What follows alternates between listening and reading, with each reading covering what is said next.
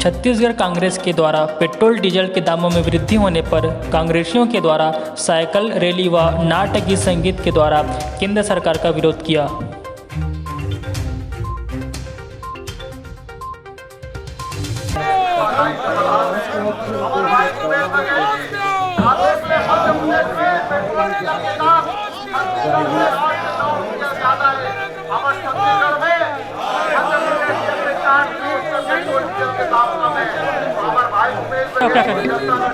ये Bharatiya Janata party Congress party के समय डीजल बढ़ती थी कभी कभी, लेकिन 6 महीना में साल भर में ये रोज का धंधा है।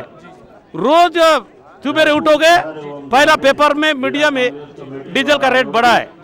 ये नरेंद्र मोदी सोची समझी और यहाँ के लोगों को जनता को धोखा देने का काम कर रहा है, इसलिए उसको जगाने का काम कांग्रेस पार्टी कर रहा है।